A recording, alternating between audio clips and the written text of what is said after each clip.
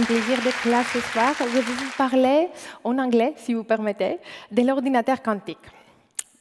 So allow me to start with spring cleaning and reorganization and bring you back to the old times when you were a student and you only had a single cupboard, 2 T-shirts and 2 pairs of shoes. So organizing your stuff was a very, very easy calculation. Now, 20 years down the road, the headache has become exponentially worse. You have 30 cupboards and a department, you can fill a department store with your shoes and your T-shirts, and you could actually use a computer to solve your problem. And then when you go to your work, you're drowning into data. It's even worse. You need to process and transfer data and store data, all sorts of data with devices that cannot perform that well anymore. Why? Because we're asking more and more computing power from devices that are actually reaching their physical limits. So you dream of a new technology, and it's very likely that you have heard in the news that maybe a quantum computer, this magic device, will actually be able to solve all your problems. So now you're asking me, what is a quantum computer? I'm asking you what is a quantum computer, and you will probably tell me, oh, I know what that is. It's a faster and a smaller computer than any classical computer. And it can give me all the solutions of a problem at once, like this, instantaneously. So now the problem is that a very big amount of very cool, but also very wrong things have been said about the quantum computer. You can call this fake news if you like. So let's get things a little bit straight and see what a quantum computer really is. So a quantum computer is not just a smaller and a faster version of a classical computer, but it's neither a magic object, nor is it a pure science fiction product. Okay? So a quantum computer relies on these physical objects that we call the qubits, that can take the value 0 and 1 at the same time. So it relies on these qubits and on the correlations that these qubits build across a computing device, which now behaves as a massive parallel system that can perform an exponential amount of calculations at the same time. So now, this sounds awesome, right? The problem is that there is a trick. So there is a problem in there. Is that when you try to actually access this information by measuring your qubits, you basically lose most of this information. And it takes a very big amount of very clever trickery that we call in our jargon the quantum algorithms to actually be able to properly extract this information, exploit this information that has been present in your big quantum computer, and show its full potential. So when this happens, when you actually found this trickery, this is a game changer.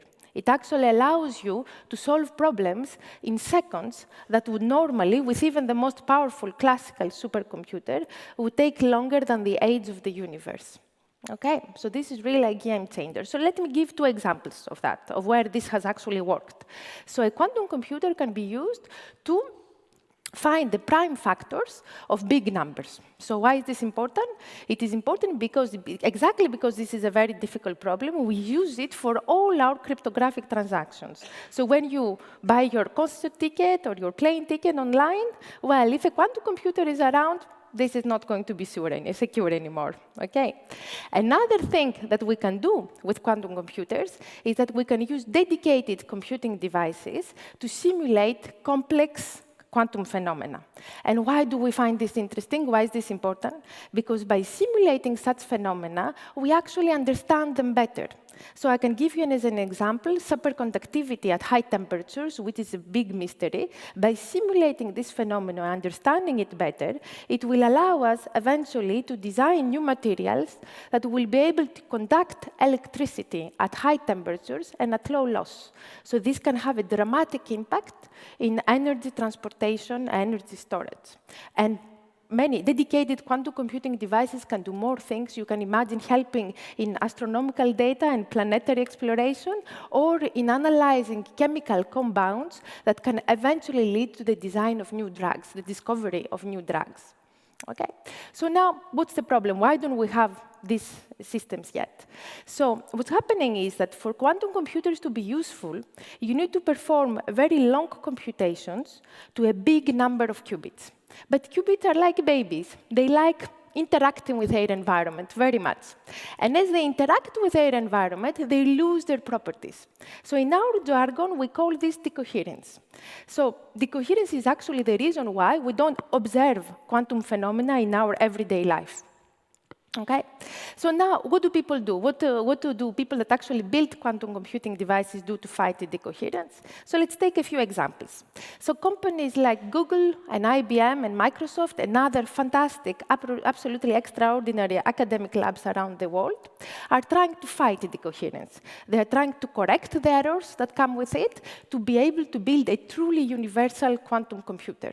So how do they do this? You can see this as being a very cautious king who is, in order to make sure that his message, very secret message, is going to arrive at its destination, doesn't use a single messenger, but use lots of them. Okay, so you can lose a few, sacrifice a few, but you increase your probability of the message arriving.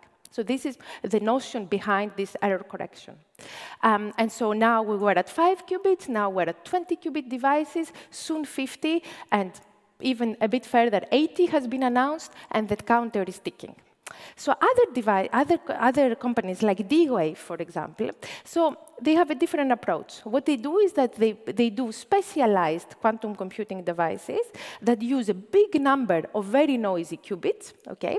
They don't try to fight the decoherence, and so they try to solve a specific problem with this specialized quantum computing device. And if this problem is solved faster and better than with any classical supercomputer, then they are done. And finally, we had devices like the ones by Atos, which is not a quantum computer, but what they do, they use their very powerful classical computer infrastructure to simulate a quantum computing device, and by this helping us in getting insight into how this would work, even without doing an actual quantum computation. So now, the question you're going to ask me is when? When are we actually going to have, and it's really legitimate as a question, these super powerful, nice quantum computers? So what I can tell you is that we will have medium-scale quantum computing devices in a few years' time. Initially, these devices are probably going to do things that are not going to be very, very useful.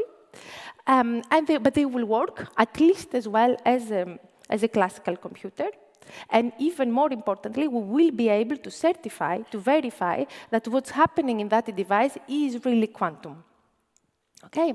And this, for me, is already by itself absolutely fantastic, because it will show that the physical principles of quantum mechanics and the intuitions that we've had over these past years that the quantum computing is possible will be verified. So it means that we don't have to rewrite our physics books, and I can actually keep my job. Okay? And eventually, we will even be able to do super fast spring cleaning. Merci beaucoup.